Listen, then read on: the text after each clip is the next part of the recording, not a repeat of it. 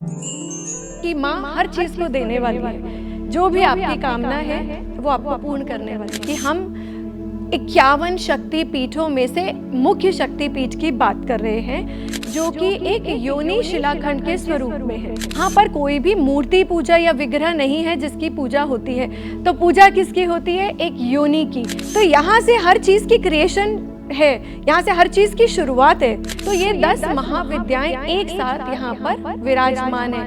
यहाँ पर 64 योगिनियां भी हैं, अष्ट भैरव भी हैं, और यहाँ पर अष्ट मातृकाएं भी यहाँ पर आपको सब वहाँ पर हैं। गुप्त विद्याओं को पाने के लिए लोग माँ कामाख्या के पास जाते हैं। तो ये गुप्त विद्याएं हैं क्या? हम मेंस्ट्रुएटिंग गॉडेस को सेलिब्रेट कर रहे हैं। जिस चीज़ को लोग असहज महसूस करते हैं, जिसके बारे में बात करने की, वहाँ पर वही पूजनीय हो जाती है। कि प्रसाद रूप में आपको मिल क्या रहा है? माँ का सिंदूर, वह योनि का जल, और आपको ये रक्त वस्त्र। विज्ञान के पास कोई भी उत्तर नहीं है, ना वो स्रोत जहाँ से माँ की योनि पर निरंतर जल बह रहा है, ना कि कैसे वो ब्रह्मपुत्र 3 दिन के लिए ही लाल होती है साल में। इसका आध्यात्मिक अर्थ क्या होगा माँ की योनि की पूजा में? एक ज्वाला जी में जहाँ पर एक चट्टान से अग्नि प्रज्वलित हो रही है निरंतर, जिसका विज्ञान के पास कोई उत्तर नहीं है। और माँ कामाख्या में जल जो योनि से निरंतर बह रहा है, उसका भी विज्ञान के पास कोई आधार स्रोत नहीं है। तो देखिए, बलि के लिए भी मैं आपको पहले बता दूं, नारियल भी बलि है, फल भी बलि है, फूल भी बलि है, और आपका अहंकार भी अगर आप चढ़ाए वो भी बलि है। बलि मतलब जो भी आप बलिदान रूप में माँ को चढ़ाना चाहें। एक सौभाग्य कुंड है जहाँ पर माना जाता है कि आज भी उर्वशी वहाँ से जल लेकर माँ को स्नान कराती है। ये शक्ति पर्व है, महापर्व की तरह मनाया जाता है। और मना क्या रहे हैं कि आप किसी इच्छा से अगर वहाँ पर जा रहे हैं, तो आप बस इच्छा को अपने मन में भी रखेंगे तो वो पूरी हो जाएगी। क्योंकि इतना तो माँ का जो गण है, जो वहाँ की योगिनियाँ हैं, वो भी आपको दे देती है। नमस्कार, मैं नेहा राजपूत आप सभी का स्वागत करती हूँ सत्संग सीरीज में। सत्संग सीरीज में आज जिनकी संगति मिली है, एक वैदिक एस्ट्रोलॉजर हैं, एक साधक हैं, और आज का टॉपिक बहुत ही इंटरेस्टिंग है। कामाख्या देवी टेम्पल, अंबुबाची मेला जो हर साल आता है और लोग वहाँ जाते हैं। कामाख्या देवी टेम्पल के बारे में बहुत सारी ऐसी खास बातें हैं जो आज हम उनसे ही जानेंगे। तो सबसे पहले आपको अपने गेस्ट से मिला देते हैं, स्वाति अहलुवालिया जी। बहुत बहुत स्वागत है मैम आपका हमारी शो पे, सत्संग सीरीज पे। धन्यवाद नेहा। और जैसा मैंने कहा कि आज का हमारा टॉपिक ही है माँ कामाख्या देवी, और आप भी एक देवी स्वरूप में हमारे सामने आज बैठी हैं। तो सबसे पहले हम शुरुआत करेंगे माँ कामाख्या। कामाख्या नाम में काम है, इनको हम गॉडेस ऑफ डिज़ायर भी कहते हैं। लोग अक्सर माँ कामाख्या के पास जाते हैं अपनी इच्छाओं की पूर्ति के लिए, अपने डिज़ायर्स को पूरे करने के लिए, विश मांगने के लिए वहाँ जाते हैं। तो क्या यही उनका अर्थ है, यही वो करती हैं, या इसका कुछ आध्यात्मिक इसकी मीनिंग भी है? जय माँ कामाख्या।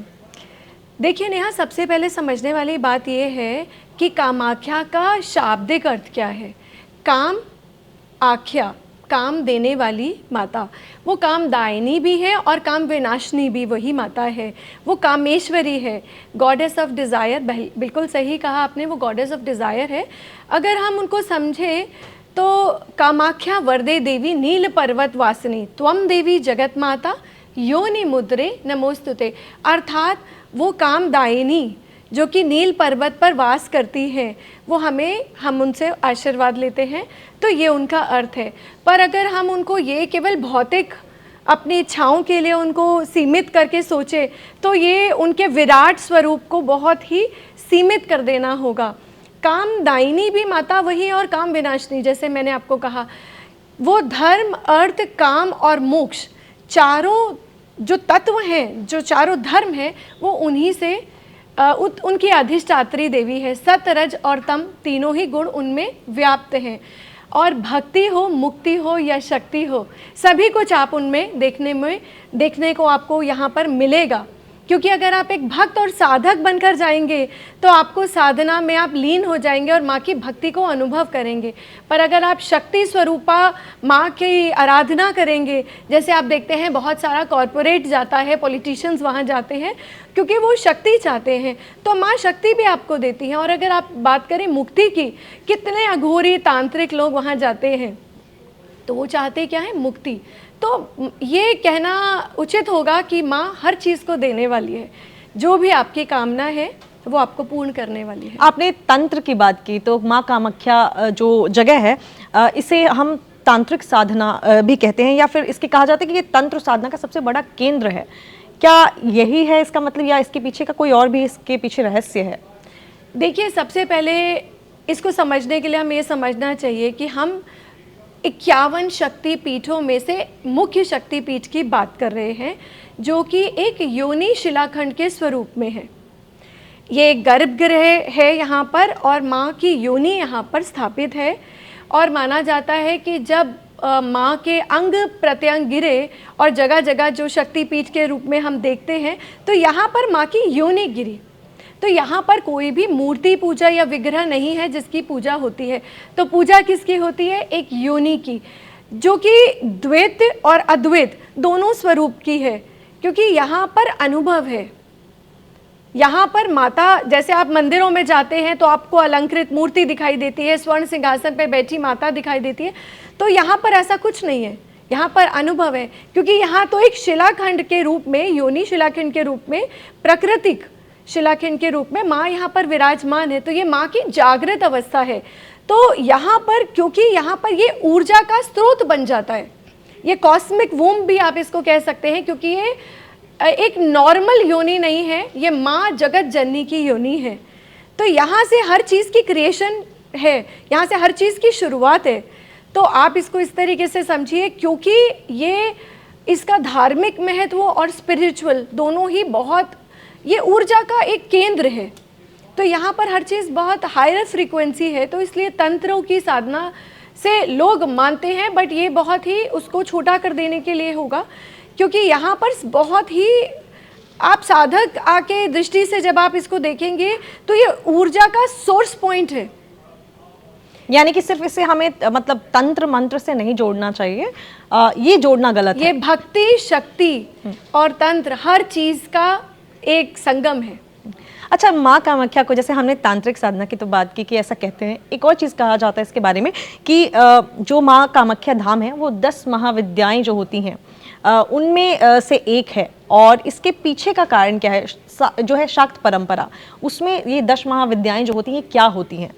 देखिए, सबसे पहले समझने वाली बात यह है कि 51 शक्तिपीठों में ये एकमात्र एक ऐसा शक्तिपीठ है जहाँ पर 10 महाविद्याएं विराजमान हैं। आप एक साथ देखने को मिलता है, सबके अलग अलग गर्भगृह हैं, और वहाँ पर एक शिलाखंड के रूप में हर जगह एक जल है वहाँ पर, और जो जल है उसका कोई स्रोत आज तक सबको पता नहीं, जिसको माँ का एक प्राकट्य भी कह सकते हैं और माँ का एक चमत्कार भी कह सकते हैं, है ना। इसके साथ 10 महाविद्याएं माँ के 10 आयाम हैं, 10 द्वार है माँ को समझने के लिए, माँ की 10 श्री विद्या को प्राप्त करने के लिए वो 10 महाविद्याएं हैं। यहाँ पर माँ कमला भी है, माँ तारा भी है, भुवनेश्वर भी है, बगलामुखी भी है, छिन्नमस्ता भी है, धूमावती भी है, और सारी माताएं आपको यहाँ पर देखने को मिलेंगी। तो ये 10 महाविद्याएं एक साथ यहाँ पर विराजमान है। यहाँ पर 64 योगिनियाँ भी हैं, अष्ट भैरव भी है, और यहाँ पर अष्ट मातृकाएँ भी यहाँ पर आपको सब वहाँ पर हैं, विराजमान है। और ये पर्वत ही जो है, ये जिसको कहते हैं शिव का स्वयं स्वरूप है। तो ये आप यहाँ पर देखने को ही सब कुछ आपको मिलता है, इसलिए ये यहाँ की श्रेष्ठता और बढ़ जाती है। अच्छा, कहा जाता है, जैसे कि हमने भी बात की, गुप्त ज्ञान, गुप्त विद्या वहाँ लोग लेने जाते हैं, गुप्त विद्याओं को पाने के लिए लोग माँ कामाख्या के पास जाते हैं। तो ये गुप्त विद्याएं हैं क्या? देखिए, युगों युगों में एक पद्धति बदलती रहती है युगों के हिसाब से। तो ये सबसे पहले समझने वाली बात ये है कि ये ज्ञान, ये विद्या माँ पार्वती को स्वयं शिव जी ने दी थी। तो इसमें कोई भी नकारात्मक ऊर्जा, क्योंकि जब हम तंत्र की बात करते हैं तो हम उसके साथ बहुत सारे नेगेटिविटी और ऑटोमेटिकली जुड़ जाती है, हम उसको एक नेगेटिव एस्पेक्ट से ज़्यादा देखते हैं। पर आप अगर तंत्र को समझे सबसे पहले, तो तंत्र का मतलब ये है तन तारे, मीन्स आपको वो मंत्र जो आपको तारने वाला हो, जो आपको जागरण देने वाला हो, जिसकी ऊर्जा ऐसी हो कि जहाँ पर हम विकसित हो पाएँ, है ना। और क्योंकि ये तंत्र स्वयं शिव जी ने दिया है, और ये युगों के हिसाब से दिया है, क्योंकि अब कलयुग चल रहा है, तो यहाँ पर कई चीज़ें बदल चुकी हैं।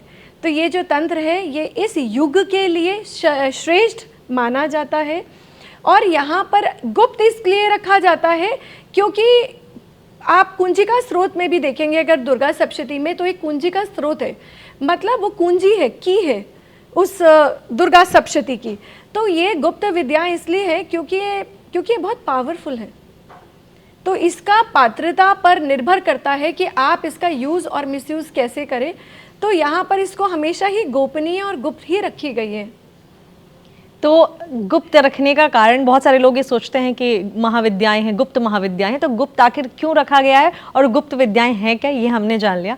अब आते हैं एक ऐसा माँ कामाख्या से जुड़े हुए एक ऐसे समय की जिसका सब इंतज़ार करते हैं, वो है अम्बुबाची मेला। तो माँ कामाख्या और अम्बुबाची मेला का क्या संबंध है? मतलब ये हर साल एक ही समय पे आता है। सवाल यही है कि हर साल एक ही समय पे आता है और कहते हैं कि इस समय माता जो है वो रजस्वला होती हैं, तो उसको हम धूमधाम से मनाते हैं उस समय को। तो ये संबंध आखिर है क्या और कैसे एक ही टाइम पे आता है, क्यों?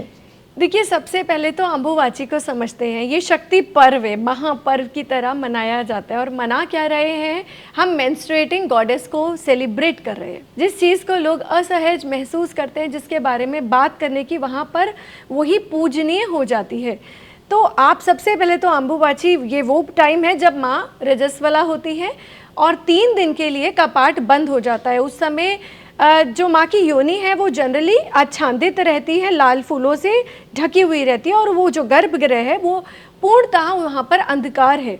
और लोग आचमन जो करते हैं उसी जल का करते हैं, और जो वस्त्र मिलता है प्रसाद रूप में वो माँ का रक्त वस्त्र है। तो सबसे बड़ी बात तो यही है कि प्रसाद रूप में आपको मिल क्या रहा है? माँ का सिंदूर, वो योनि का जल, और आपको ये रक्त वस्त्र। अब ये अम्बुबाची से अगर आप इसको समझे कि ये वो 3 दिन है जब द्वार बंद हो जाते हैं और सबसे ज़्यादा साधक इसी समय मंदिर में आते हैं, और पूरा मंदिर जो गर्भगृह है तो वो तो सफ़ेद रंग से ढक दिया जाता है, और 4 दिन बाद जब खोलते हैं तब आप देखिए वो पूरा लाल हो जाता है। तो ये माँ का एक रहस्य भी है और चमत्कार भी है। और पूरा जो गर्भगृह है वो लाल चुनरी और लाल साड़ियों से कपाट पूरे बंद हो जाते हैं, और पूरी वो एकदम शक्ति की ऊर्जा वहाँ पर आपको दिखाई देती है। अब बात करते हैं अम्बुबाची में सबसे बड़ी बात की, कि जिस समय अम्बुबाची का पर्व मनाया जाता है, जो साल में 3 दिन माँ रजस्वला होती है, उस समय ब्रह्मपुत्र 3 दिन के लिए लाल रंग का हो जाता है।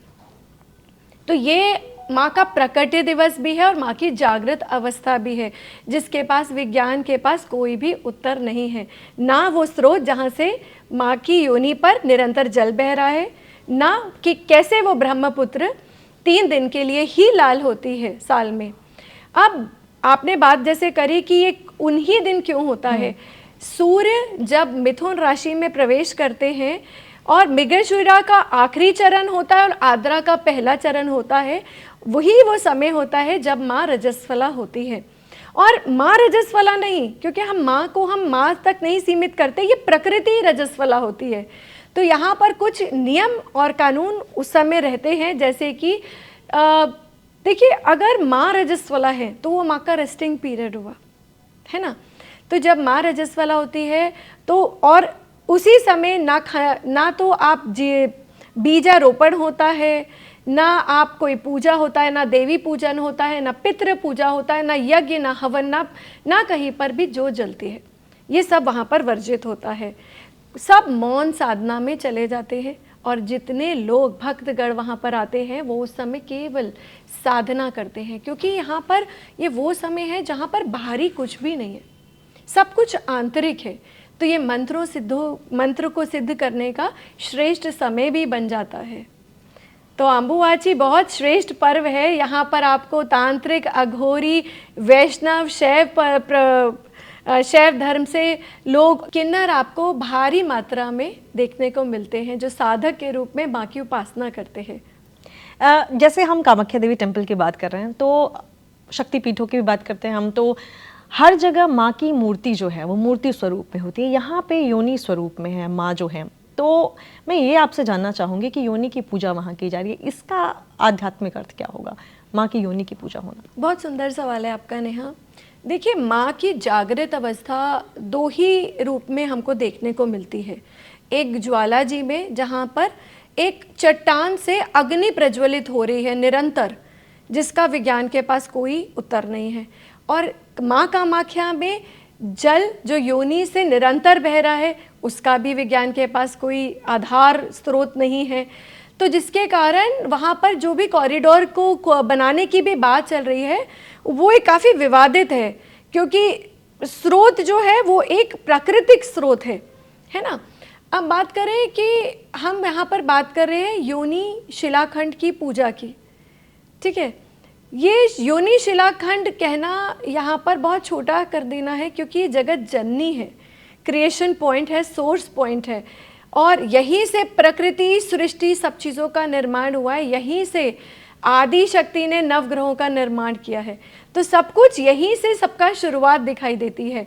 यहाँ पर जो ये जो योनि शिलाखंड है, आप ऐसे समझिए कि जब माँ की यहाँ पर योनि गिरी, तब वो धंसता चला गया, वो ज़मीन में उसका इतना वेग था, तब स्वयं शिव जी ने उसे धारण किया। तो यहाँ पर माँ विराजमान स्वयं शिव के ऊपर है। जहाँ पर आपको माता कमल पर या शेर पर विराजमान दिखाई देती है, तो यहाँ पर माँ की जो सवारी है वो स्वयं शिव है। और यहाँ पर शिव और शक्ति का संगम देखने को मिलता है, जो कि बहुत अद्भुत है। एक चीज़, जैसे हम कामाख्या देवी टेम्पल की बात कर रहे हैं, तो अक्सर जो है मैंने बहुत सारे लोगों से सुना भी है, और अक्सर लोगों के मन में ये धारणा होती है कि माँ कामाख्या देवी टेम्पल के पास जब लोग जाते हैं तो वो ब्लैक मैजिक के लिए उनको ब्लैक मैजिक से जोड़ दिया जाता है, या फिर जैसे हमने तंत्र की बात की, तो तंत्र तो एक अलग ही चीज़ हो गई, लेकिन ब्लैक मैजिक जिसको हम एक थोड़ा नेगेटिव टर्म लेते हैं, वहाँ वो भी करने के लिए वहाँ जाते हैं। तो इसमें कितनी सच्चाई है कि क्या माँ कामाख्या देवी टेम्पल के पास ऐसी एनर्जी है, ऐसी शक्तियाँ हैं कि वहाँ जाकर और ब्लैक मैजिक जैसी चीज़ें भी इंसान सीख सकता है, कर सकता है? देखिए, यहाँ पर वामन पद्धति भी देखने को मिलेगी, यहाँ वैष्णव पद्धति भी देखने को मिलती है। वामन पद्धति के अंदर बलि प्रथा और बहुत कुछ है। और अगर हम बात करें कि यहाँ पर दिन में वैदिक पूजा होती है और रात में आपकी काली पूजा होती है, और तंत्र मंत्र की पूजा होती है, तांत्रिक पूजा जिसे कहते हैं। तो दिन में वैदिक पूजा और रात में तांत्रिक पूजा। मंदिर के जो गर्भगृह में, वहाँ पर 3 शिलाखंड और भी हैं, जिसमें सरस्वती माँ, लक्ष्मी माँ और माँ काली है। मतलब सत, रज और तम तीनों की अधिष्ठात्री देवी वहाँ पर विराजमान है। और काली जो हर चीज़ को नष्ट करने वाली है और एक ट्रांसफॉर्मेशन की देवी अधिष्ठात्री है। और सरस्वती ज्ञान की माता है। और क्रिएशन पॉइंट क्या है? क्रिएशन की माता कौन है? सृजन की माता है माँ लक्ष्मी। तो तीनों वहाँ पर विराजमान है। अब जैसे आपने कहा ब्लैक मैजिक की बात करें, तो देखिए वो एक साधना का स्थल है। यहाँ पर सब कुछ है। यहाँ पर आपकी पात्रता पर और आपके स्वभाव पर निर्भर है कि आप वहाँ पर क्या देखना चाहें। भक्ति, शक्ति, मुक्ति सब कुछ आपको देखने को मिलेगी। और यहाँ पर सब कुछ एक अनुभव ही है, क्योंकि मूर्ति जैसा तो यहाँ कुछ है ही नहीं, है ना। तो यहाँ पर सब कुछ अनुभव है। ब्लैक मैजिक की अगर हम बात करें तो हाँ, यहाँ पर क्योंकि काली उपासना है तो वामाचार पद्धति है, और ये ज्वलंत परंपरा से चली आ रही है। पर सामान्य भक्तगण भी वहाँ पर जब आप आएंगे तो ये ज़रूरी नहीं कि वो उसी को फॉलो करें, क्योंकि जैसे कई विवादित मुद्दों में लोग बोलते हैं कि बलि, क्या हम तो वैष्णव पद्धति से हैं, तो क्या हम बलि चढ़ाना, क्योंकि चढ़ाएं या ना चढ़ाएं, या माँ क्या स्वीकार करेंगी।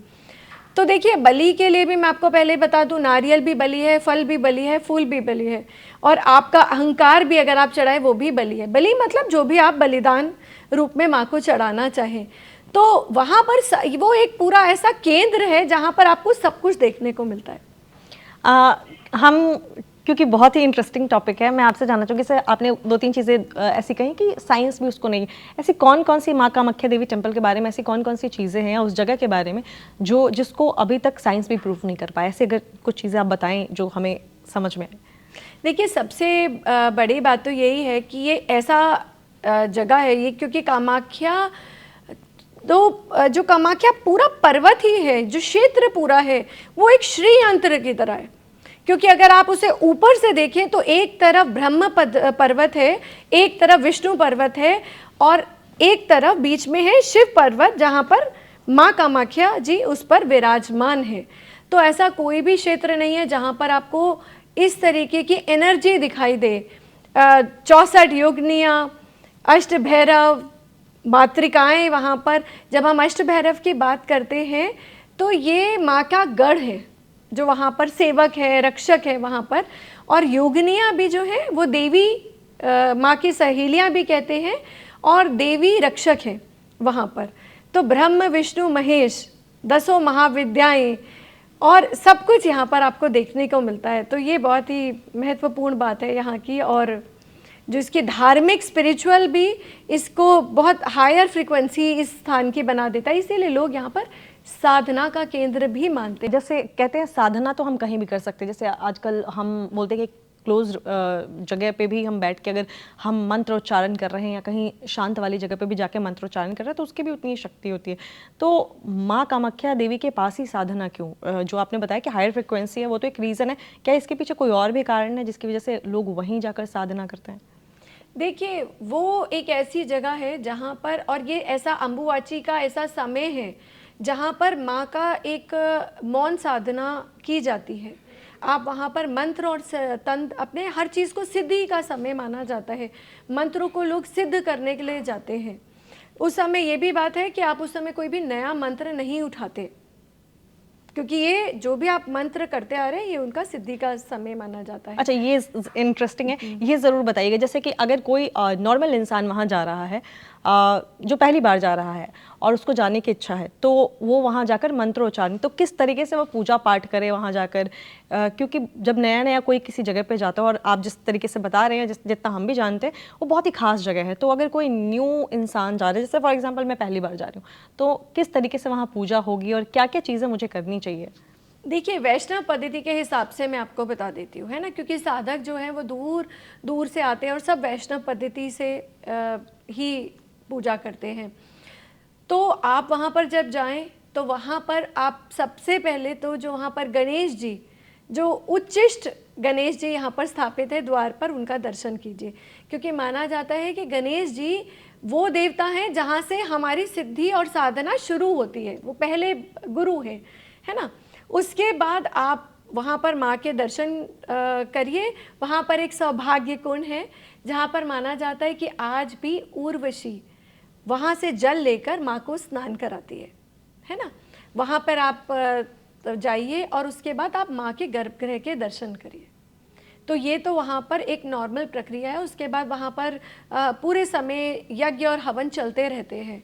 ये सारे वैदिक पूजाएं रहती है। ये हर दिन के हिसाब से, किसी दिन माँ तारा की पूजा होती दिन के हिसाब से, किसी दिन माँ बगला मुखी की होती है, दिन और वार के हिसाब से ये पूजा होती है। तो जैसे आप सब जगह जाते हैं, यहाँ पर भी प्रोसेस सेम ही है ना। ये उन लोगों के लिए प्रोसेस बदलता है जो कि तंत्र साधना में है। अगर मैं आप उससे उस बारे में थोड़ा सा जानना चाहूँ कि कोई ऑलरेडी जैसे कोई मंत्रोच्चारण या तंत्र कर रहा है, वो जाता है, उसके लिए क्या अलग होता है एक नॉर्मल इंसान से? वो क्या करता है वहाँ? देखिए, वो साधना का समय अलग है, क्योंकि आज भी कई गुफाएं वहाँ पर हैं जो कि गुप्त गुफाएं हैं, जहाँ पर बैठ के वो तंत्र को पूजा करते हैं, वहाँ पर साधना करते हैं, ऐसा कहना चाहिए। क्योंकि पर उसका समय ही, कोई भी तंत्र का जो समय है वो काली समय जो है वो रात्रि का ही समय है। तो दिन में आपको ऐसा देखने को कुछ नहीं मिलता, तो वो रात को ही है। और साधक जो हम सामान्य रूप से साधना करना चाहते हैं, वो वहाँ पर गायत्री के उपासक भी होते हैं, तो गायत्री मंत्र को भी सिद्ध कर सकते हैं।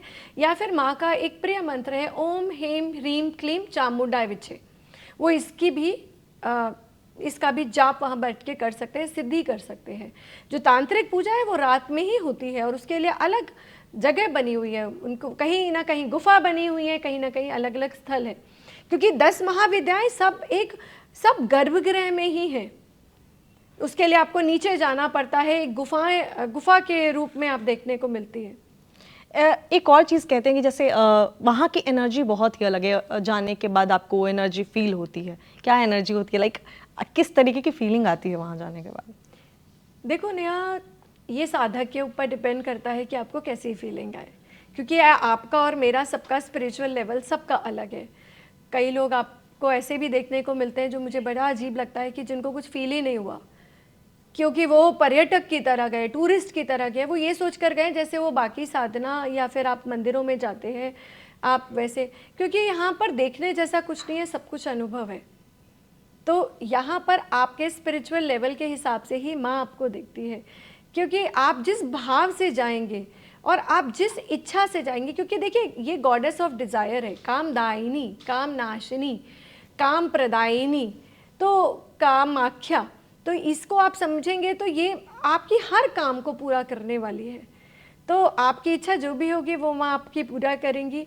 और एक बड़ा अजीब सी बात है जो कि मैं व्यूवर्स को भी शेयर करना चाहूँगी कि आप किसी इच्छा से अगर वहाँ पर जा रहे हैं तो आप बस इच्छा को अपने मन में भी रखेंगे तो वो पूरी हो जाएगी, क्योंकि इतना तो माँ का जो गण है, जो वहाँ की योगिनियाँ हैं, वो भी आपको दे देती है, क्योंकि वो नहीं चाहती कि आप ज़्यादा देर यहाँ पर रुको और साधना करो, क्योंकि आपका साधना का जो लेवल है वो बड़ा छोटा लेवल है, भौतिक सुख साधना का, मटेरियलिस्टिक चीज़ों का। तो वो कहती है आपको वो देकर आपको वहाँ से भेज देते और आप खुश हो जाते हैं।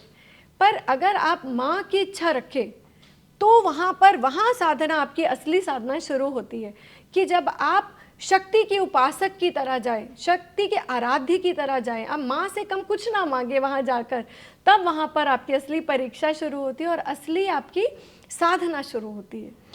एक जो हम अभी बात कर रहे थे कि वहाँ पर आपने बताया था कि प्रसाद के रूप में माँ को सिंदूर मिलता है और रजस्वला जो होती हैं वो कपड़ा मिलता है। हाँ। उनको तो क्या रक्त वस्त्र, तो क्या ये सिर्फ उन्हीं 3 दिनों में मिलता है या बाकी कभी भी हम अगर माँ कामाख्या देवी के पास जाएं तो हमें वो वस्त्र मिलता है? देखिए, आपको वो रक्त वस्त्र तो साल भर मिलेगा, क्योंकि वो मिलता ही आपको इतना सा है और इतना आसानी से वो अवेलेबल नहीं है, क्योंकि ना तो वो अंदर मिल रहा है, ना कहीं ऑनलाइन किसी पोर्टल पे मिल रहा है। कितने लोग मैं देखती हूँ कि ऑनलाइन वो कर रहे हैं, नहीं, ये केवल वहाँ के जो पुजारी हैं, मुख्य पुजारी, उन्हीं के द्वारा आपको मिलेगा और ये आपको साल भर मिल सकता है। अगर आप लकी इनफ है तो वो आपको मिल सकता है। और आप इसको चांदी के कोई डिब्बी में आप उसमें कुछ चावल रखकर माँ का ये वस्त्र को रखिए। ये एक श्री यंत्र है अपने में, ये दिव्य शक्ति होती है उसमें, और आप इसको अपने पास रखिए और वहाँ पर आपको सिंदूर मिलता है। माँ की योनि से लगाकर आपको वो सिंदूर देते हैं और ये शक्ति सृष्टि और प्रकृति और श्री तत्व की ऊर्जा से भरा हुआ होता है। और इससे मतलब इसका जो भी मैं आपको कहूँ कि इसमें कितनी ऊर्जा होती है, ये खुद ही अपने में एक श्री यंत्र की तरह है और इसकी पूजा की जाती है। हमने बहुत सारी ऐसे बातें की हैं जो माँ कामाख्या देवी से। अब 1-2 क्वेश्चन अम्बुबाची से भी हम ले लेते हैं। जैसे आपने बताया कि हर साल क्यों इसी समय पर हम मनाते हैं, लेकिन अम्बुबाची मेले में और क्या खास है, इसके थोड़ी हिस्ट्री के बारे में अगर आप व्यूअर्स को बता सकें कि कब से स्टार्ट हुआ, कैसे स्टार्ट हुआ ये मेला, कब किसी ने तो स्टार्टिंग इसकी की होगी, तो उसकी हिस्ट्री के बारे में अगर आप थोड़ा बताएं तो। देखिए, यहाँ पर जो इतिहास है कामाख्या जी का वो इतना पुराना है और इतनी सारी पौराणिक कथाएं उसके साथ जुड़ी हुई हैं। और एक राजा की भी जुड़ी हुई है जो सब जानते हैं कि उनको ये श्राप माने दिया है कि वो यहाँ पर कभी नहीं आएंगे दर्शन के लिए, है ना। अपने एक केंदु कलई, अपने महान भक्त का भी माँ ने सिर काट दिया था। तो वहाँ पर कामना पूर्ण करने का स्थल तो है ही वहाँ पर। तारकासुर, नरकासुर, सब इतनी सारी पौराणिक कथाएं वहाँ से जुड़ी हैं। तो अम्बुबाची का देखिए वो समय है कि ये तो एक ज्वलंत परंपरा की तरह चलती आ रही है, उसका कोई हम बता नहीं सकते। क्योंकि अगर हम गर्भगृह की भी बात करें तो उसका इतिहास में कम से कम कई हज़ारों वर्ष पूर्व ये बनी हुई है। क्योंकि वहाँ का आप आर्किटेक्ट को ही समझे तो आपको समझ में आएगा कि वहाँ पर पूर्ण अंधकार है उस जगह में, और एक वहाँ पर केवल एक दीपक जल रहा है प्रकाश के लिए। तो वहाँ पर कोई एक नेचुरल लाइट ही है, वहाँ पर कोई भी इस तरीके का कुछ अरेंजमेंट नहीं है। और ये एक ज्वलंत परंपरा है और कई सालों से चल रही है।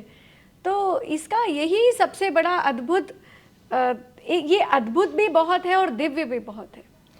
ऐसी और कुछ खास बात जो आपने वहाँ फील की, क्योंकि आप जाती रहती हैं, जैसा मैंने बताया कि आप साधक हैं और आप वहाँ जाती हैं, ऐसी कोई ऐसी डिफरेंट चीज़ जो आपने पहली बार वहाँ महसूस की हो या देखा हो जो बाकी मंदिरों से, माता के मंदिरों से उसको डिफरेंट बनाता है? ये योनि वाली बात छोड़कर कि मूर्ति और ये तो डिफरेंस हमने देखा ही, इसके अलावा कुछ ऐसी चीज़ जो उसको अलग बनाती है? देखिए, ये एक ऐसी जगह है जहाँ पर भक्ति, शक्ति और मुक्ति तीनों देवियों की माता यहाँ पर विराजमान है। यहाँ पर वैष्णव पद्धति वाले लोग भी होंगे, त्रिपुरधारी जो हैं वो भी वहाँ पर होंगे, और माँ जो शाक्त परंपरा के लोग हैं वो लाल रंग का टीका लगाते हैं, सिंदूरी टीका है ना, कुमकुम का भी, तो वो भी आपको एक साथ दिखाई देते हैं। घोरी भी दिखेंगे, तांत्रिक भी दिखाई देंगे। और यहाँ पर अगर आप अनुभव की बात करें तो हर बार एक नया अनुभव होता है, क्योंकि माँ का ये जो स्रोत ही है, क्योंकि ये सृष्टि यहाँ से शुरुआत हुई थी, तो यहाँ पर उसके बाद जब बाम्बूवाची के बाद यहाँ पर बारिश होती है तो वो फर्टाइल पीरियड कहला जाता है, और उसके बाद से ही एग्रीकल्चर और हर चीज़ की शुरुआत होती है। प्रकृति की जननी है माँ। तो यहाँ पर अगर अब अनुभव की बात किया जाए तो यहाँ पर तो इतने अनुभव है, क्योंकि बहुत सारी कहानियाँ जुड़ी हुई हैं जो मैं मेरे लिए बताना यहाँ पर, बाकी गूगल कर लेंगे लोग। क्योंकि एक्चुअली क्या है, यूट्यूब पर गूगल पे ना बहुत ज़्यादा एक डार्क की तरीके से इसको दिखाया गया है, इसको ज़्यादातर डार्क। शायद उसका कारण ये है कि ये कई ऐसी जगह कम है जहाँ तांत्रिक पूजा होती है, तो इसको प्रमुख बना दिया, पर ये प्रमुख नहीं है। यहाँ पर समझने वाली बात है। कई देखिए दक्षिणाचार और वामाचार, जैसे मैंने आपको बोला, ऋषि वशिष्ठ जी ने कहा था कि माँ यहाँ पर तभी रहेंगी जब वामाचार पद्धति होगी। वामाचार पद्धति में बलि प्रथा होती है, माँ को मांस मदिरा चढ़ाया जाता है, और इस तरीके से मुद्रा और ये सब अलग तरीके की एक पद्धति है। तो यहाँ पर जब भी ऐसी चीज़ें आती हैं तो लोगों के बड़े क्यूरियस क्वेश्चंस हो जाते हैं, क्योंकि ऐसी जगहें कम हैं, और ऐसी जगह जहाँ पर टोटली एक चीज़ भी नहीं है और सब कुछ एक साथ भी है, तो वो रहस्यमय भी बन जाती है लोगों के लिए। वामाचार्य जो आप बता रहे थे और दक्षिणाचार्य, तो इसमें थोड़ा सा इसके बारे में आप इसको थोड़ा सा अगर और एक्सप्लेन कर पाएँ तो लोगों को समझ में आए कि क्या वहाँ पे, क्योंकि हम माँ कामाख्या की बात करें, आपने बोला वामाचार्य पूजा होती है, मांस मदिरा या बलि प्रथा, तो इसको थोड़ा सा और एक्सप्लेन कर सकते हैं कि दोनों में डिफरेंस क्या है, दक्षिणाचार्य में और वामाचार्य? देखिए, ये काफ़ी विवादित बात है, पर मैं फिर भी एक्सप्लेन करना चाहूँगी जिससे कि ब्रॉडली लोगों को समझ में आए। देखिए, दक्षिणाचार में क्या होता है कि आपको अदरक रूप में आप माँ को चढ़ा सकते हो, आप मांस नहीं चढ़ाते, आप अदरक रूप में, मतलब उसका एक तरीके से सब्स्टिट्यूट को चढ़ाते हो। बाकी फल फूल नारियल में आप नारियल की बलि आप चढ़ाते हो, है ना, इस तरीके के आप सब्स्टिट्यूट्स को आगे करते हो, फल फूल इस तरीके का। जब बात करेंगे वामाचार पद्धति की, तो वहाँ पर माँ को एक जिसे कहते हैं मदिरा चढ़ाई जाती है, और मदिरा का पूरा शुद्धिकरण होता है, मांस चढ़ाया जाता है, और मांस, मैथुन, मदिरा और वहाँ पर मुद्रा से इस तरीके से उसके, देखिए ये अलग तरीके की पद्धति है जो कि आप अपने प्रॉपर गुरु दीक्षा के बाद दी जाती है। और आप पहले भी अगर आप देखें कि जब शिव जी को ये पूजा करते थे और भस्मासुर को उन्होंने भी वरदान दिया था, तो ये आपके ऊपर निर्भर करता है कि आप किसी की भी पद्धति को करें, क्योंकि हर पद्धति एक तपस्या के साथ जुड़ी हुई है। ये जब तप की सिद्धियों की स्थान है, तो हर के साथ तो एक तपस्या जुड़ी हुई है। हाँ, ये आपके ऊपर है और आपकी पात्रता और आपके स्वभाव के ऊपर है कि आप डेटी से क्या मांगते हैं और उसको फिर कैसे उसको उपयोग में लेकर आते हैं। बस आखिरी सवाल आपसे कि अगर कोई घर बैठे ही, जैसे आपने कहा कि वहाँ जाने के बाद आप मन में भी रखो, माता से ना मांगो तो भी वो दे देती हैं। अगर कोई घर हमारा ये पॉडकास्ट देख रहा है, वो जुड़ गया, कनेक्शन फील कर रहा है, माँ कामाख्या को किस तरीके से पूजना चाहिए, आप घर भी बैठे हुए हैं, और अगर अम्बुबाची नहीं जा पा रहे हैं तो किस तरीके से पूजा करें, या उनके बारे में कुछ ऐसी चीज़ बताइए जो हमारे सारे ऑडियंस कर सके, उनके कोई मंत्र के बारे में या उनसे जुड़ी किसी एक छोटे से रिचुअल के बारे में जो हर कोई ईजिली कर सके। देखिए, अगर आप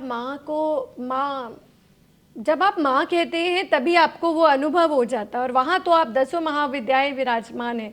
तो अगर आप अपने मन में विचार भी करें, माँ का आराध्य भी करें, माँ का कोई भी नॉर्मल मंत्र भी करें, ओम ह्रीम ह्रीम क्लीम चामुंडाय विचे, जो माँ का काफ़ी प्रिय मंत्र है, तब भी माँ की सिद्धियाँ आप प्राप्त कर सकते हैं। उस दौरान आप अपने घर में, देखिए आज भी नॉर्थ में और साउथ के कई मंदिरों में उन दिनों कोई भी ज्योत नहीं जलती है ना, तो वहाँ क्योंकि वो जोत का समय नहीं है, क्योंकि ये मेंस्ट्रुएशन पीरियड है। जैसे कि आप हम ट्रेडिशनली जानते हैं कि जब कोई फीमेल मेंस्ट्रुएटिंग पीरियड में होती है तो क्या कहते हैं, मंदिर मत जाओ, है ना, जे किचन में मत जाओ, क्योंकि अग्नि उस समय इतनी, वहाँ का वेग और अग्नि इतनी ऊपर ऊर्जा होती है, इसलिए अग्नि के पास जाने को मना किया जाता है ना। तो यही वहाँ पर एक तो अपने घर में उस समय जोत बत्ती नहीं करते। आप जो भी करें, आप साधना केवल अंदर अंतर्मुखी होकर करें। आप कोई भी मंत्र उस समय अगर सिद्ध करना चाहते हैं तो अंतर्मुखी होकर करें। ये श्रेष्ठ समय है किसी भी मंत्र को सिद्ध करने का। तो जितने भी लोग हमारा आज का ये पॉडकास्ट देख रहे थे, माँ कामाख्या के बारे में जानना चाहते थे, उनसे जुड़ना चाहते थे, अम्बुबाची के बारे में जानना चाहते थे, तो आज स्वाति जी ने बहुत ही अच्छी तरीके से एक्सप्लेन किया। हमने यहाँ पर सिर्फ ये बहुत ही धार्मिक पॉडकास्ट हुआ इसलिए क्योंकि हमने एक आने वाले जो अम्बुबाची मेला है उसके बारे में बात की और माँ कामाख्या के बारे में बात की।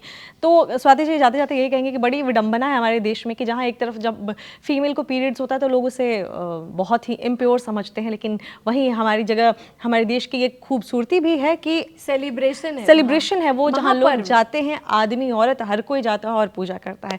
तो जितने भी लोग आज देख रहे थे पॉडकास्ट, आप भी जुड़िए माँ कामाख्या से और इस पॉडकास्ट को ज़्यादा से ज़्यादा शेयर कीजिए ताकि माँ कामाख्या के बारे में आध्यात्मिक कारण से किन कारणों से पूजा होती है, धार्मिक कारण क्या है, ये सारी बातें हमने की। बहुत बहुत शुक्रिया आपका कि आज आप आए, हमसे बहुत ही अच्छी बातें की और आज आपकी वजह से हमें भी माँ कामाख्या के बारे में इतनी डिटेल्ड इन्फॉर्मेशन मिली। नेहा, ये माँ की कृपा ही है कि जो हमारी को ये आज्ञा देती है कि हम इतने लोगों को एक अच्छी डायरेक्शन में इस मंत्र को और इस भूमि के बारे में और इस मंदिर के बारे में बता पाए। तो जाने से पहले अगर आपका कोई सवाल है, आप कुछ भी माँ कामाख्या के बारे में भी जानना चाहते हैं तो कमेंट सेक्शन में लिखिए। सवाल ज़्यादा आएंगे तो ज़रूर हम स्वाति जी को फिर से बुलाएंगे, इसका पार्ट 2 भी करेंगे। मिलते हैं आपसे अगली वीडियो में, तब तक खुश रहें, ख्याल रखें, नमस्कार।